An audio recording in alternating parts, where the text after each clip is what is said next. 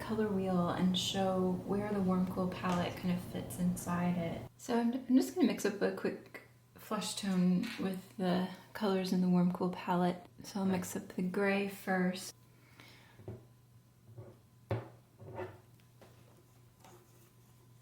So that was titanium white and ivory black.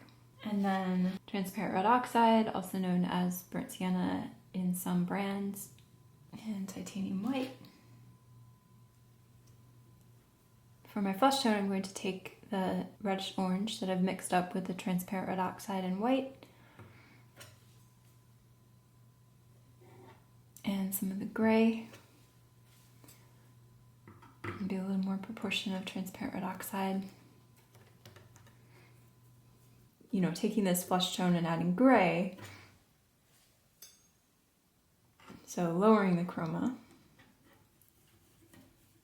Let's make it a little bit more dramatic.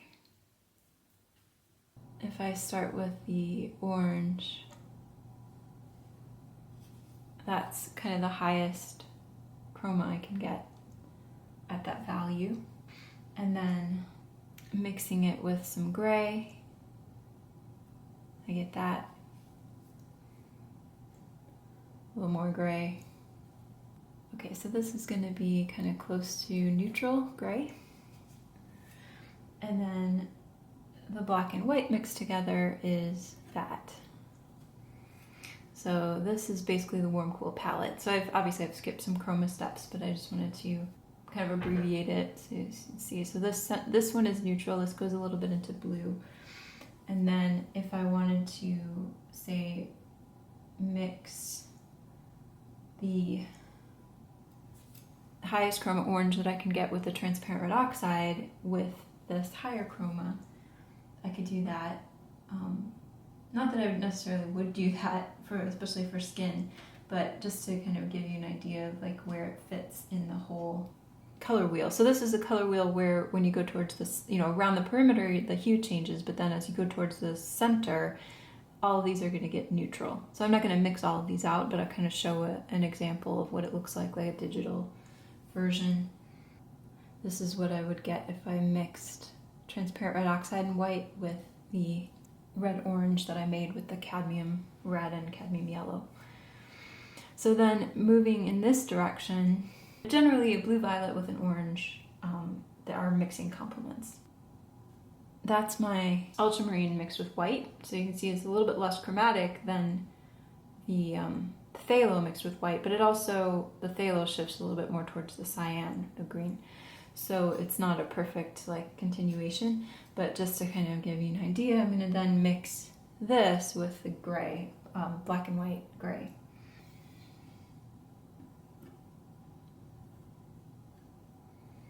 And then a little higher proportion of the blue. So this is neutral. And then this is all the warm cool palette. So that kind of is where it fits along this trajectory. The warm cool palette, that because of the transparency of the transparent red oxide, the way that it mixes, for some reason, the colors that are more chromatic, so the transparent red oxide just mixed with white, those shift more towards a red in hue. And then when we mix it with the grays, that starts to shift through, you know, a middle orange and then even a little bit towards the yellow orange. So it's kind of shifting the whole palette in general. There's some exceptions with the lighter colors, but is shifting from the more chromatic colors are a little bit more of a red orange, and then it shifts through middle orange in the middle chromas. The lower chromas are a little bit more of a yellow orange. So there's that natural hue shift that's happening. So the color space for skin is generally like in this range, you know. So it's not gonna, it might dip a little bit into magenta.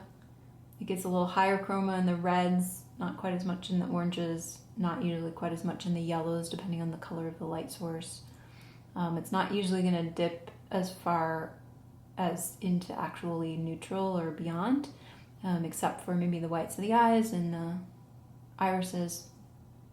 So So kind of, this range here.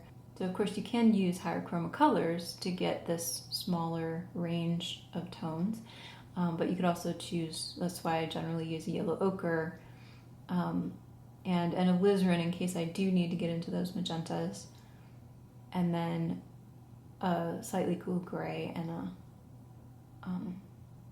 the transparent red oxide. I don't necessarily need to get this orange. If you're like real whiz at color already, if you're really intuitive about color mixing, or if you like to be really expressive with your color, then you don't need to bother with the warm cool palette. You just play around with it and paint what you like. But if you feel like you want to get a little more control over it, I think it's a good place to start, and then kind of branch out very gently into the adjacent hues.